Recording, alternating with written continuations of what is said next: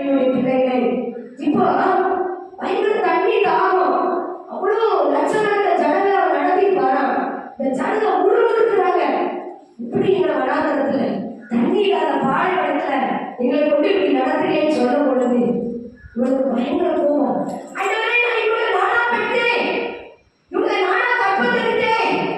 ஏன் எனக்கு இப்படி அண்ணன் சொன்னாரு, கண்மனை பார்த்து பேசுதான் சொன்னாரு.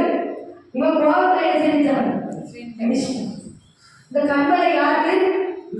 கிறிஸ்து. ஆண்டவர் தான் அந்த மலையில வந்து நின்னாரு, கண்மலையா நின்னாரு. அவரையே அடிச்சான். ஆண்டவர் சொல்றாரு, எப்பா கானான் தேசத்தின் எல்லாவற்றையும் நீ வழங்கணும் பாப்பா, நீ உள்ள போக. ஒரு சின்ன கோபம் தாங்க ஒரு பெரிய ஆசீர்வாதத்தை இழந்து போயிட்டான். நீங்களும் நானும் அந்த ஆசீர்வாதத்தை நம்ம இழந்து போயிடக்கூடாது. கோபத்தை கண்ட்ரோல் பண்ணணும். என்ன மாதிரிலாம் கோபப்பட்டவங்க யாருமே இருந்திருக்க முடியாதுன்னு நினைக்கிறேன். வந்து என்ன நினைக்கணும் அது அப்படியே நடக்கணும். என் வாலிப நாட்கள்ல அப்படிதான்.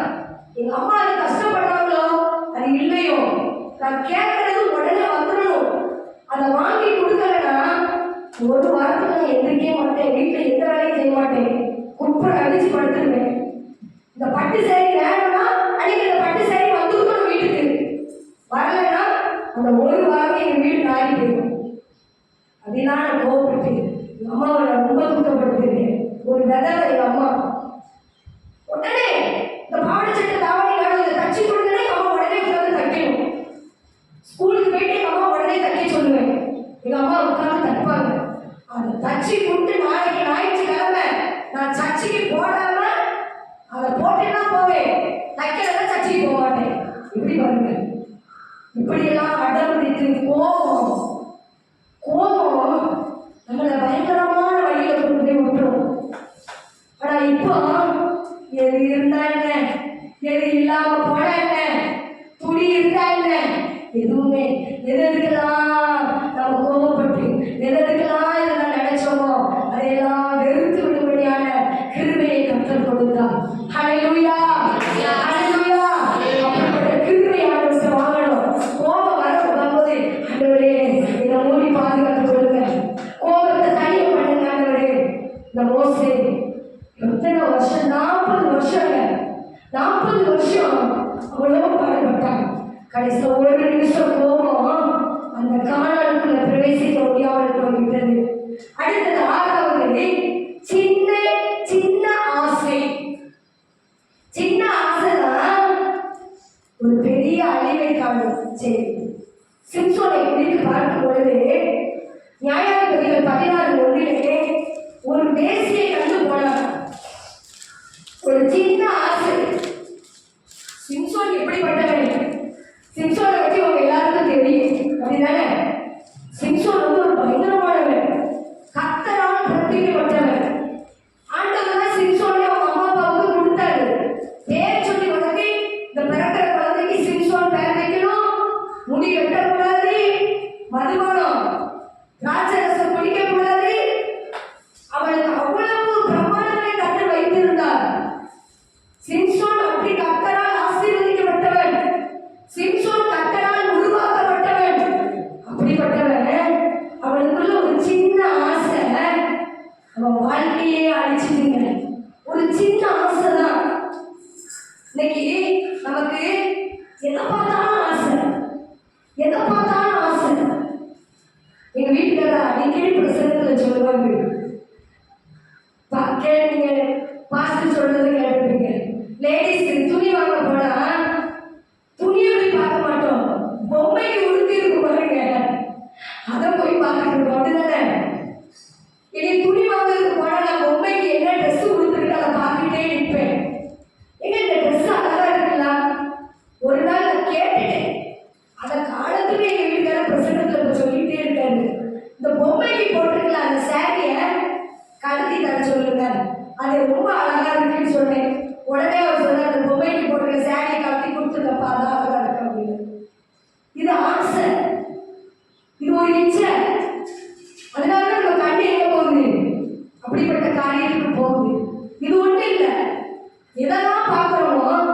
அதெல்லாம் நம்ம என்ன செய்யணும்?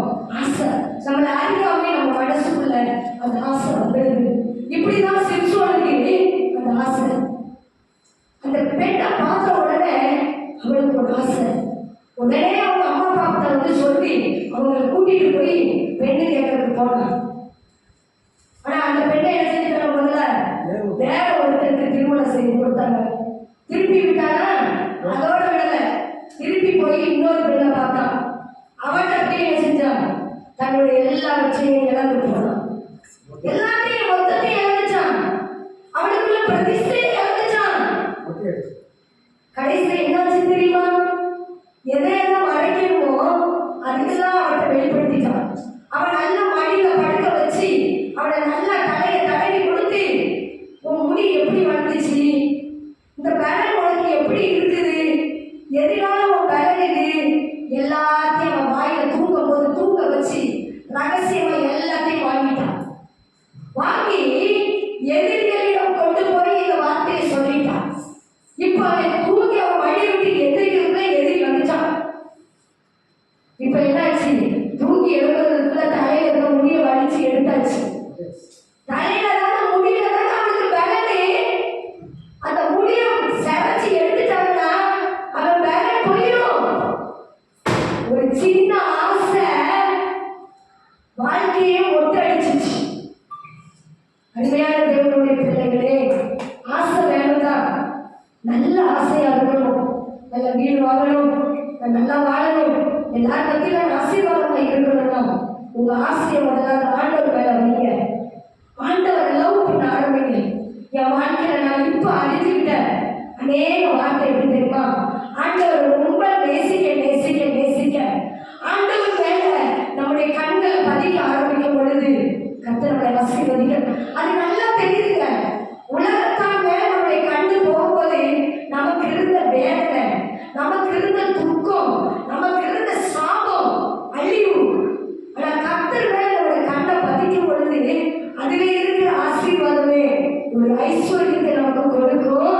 அதுல வேதனை இல்லைங்க. நான் புரிஞ்சுக்கிட்டேன். ஆண்டவர் லவ் பண்ண ஆரம்பிங்க. ஆண்டவர் ரொம்ப நேசிக்க ஆரம்பிங்க. ஆண்டவரோட பேசுங்க. ஆசையெல்லாம் அவர் மேல வச்சு வைங்க.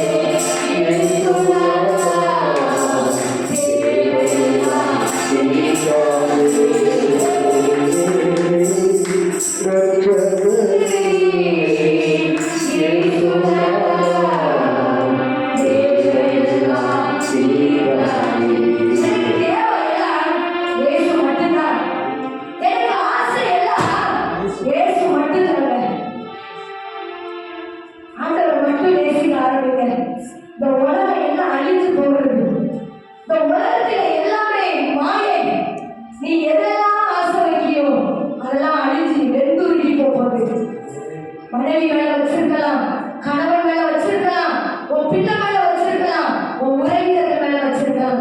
எல்லாமே அந்த ஆசை ஒரு நாள் அழிஞ்சு போகுது. கட்டின கணவனின் அன்பு கரைந்து போயிடும், மனைவியின் அன்பு மறைந்து போயிடும், பிள்ளையின் அன்பு பிரிஞ்சு போயிடுமா. ஆனா இயேசுவின் அன்பு ஒரு நாள் மாறி போகாது. இயேசுவின் ஆசை உன் மேல வச்சிருக்கிற லவ் ஒரு நாள் உடைஞ்சு போகாது. அந்த இயேசு உன்னை நேசிக்கிறார். சிம்சோன் தேவையில்லாத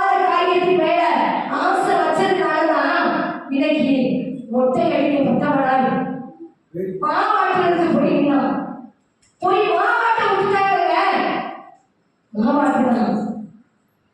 அருமையான தேவனுடைய பிள்ளைகளே, ரொம்ப சிந்திக்கக்கூடிய ஒரு நேரம். உலகத்தின் மேல் நம்ம ஆசை இருக்குமானால், உலகத்தில் நம்ம ஆசை வைத்திருக்கோமானால் இன்னைக்கு தூக்கி எரிஞ்சிருங்க, தூக்கி எரிஞ்சிருங்க. நான் ரொம்ப துக்கத்தோட சொல்றேன், அந்த ஆசை நீடிக்காது. அது நம்மளை விட்டு ஒரு நாள் மறைஞ்சு போயிடும்.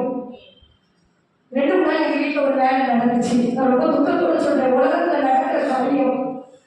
2 நாள் எங்க வீட்டில் ஒரு கார்பெண்டர் வேலை நடந்துச்சு. ஒரு தம்பி, நல்ல அருமையான தம்பி, நல்ல சர்ச்சைக்கு போன தம்பி. இப்ப சர்ச்சைக்கு போறியா? சர்ச்சைக்கு போய் ரொம்ப நாள் ஆச்சு. சர்ச்சை பார்த்தா எனக்கு பிடிக்கல, ஆண்டவருடைய ஆலயத்துக்கு போகிறது எனக்கு பிடிக்கல அப்படின்னு சொன்னான். நான் ஆண்டவரை பற்றி ரொம்ப அந்த தம்பிகிட்ட 4 நாளா சொல்லி பார்த்தேன், காதலே வாங்கல.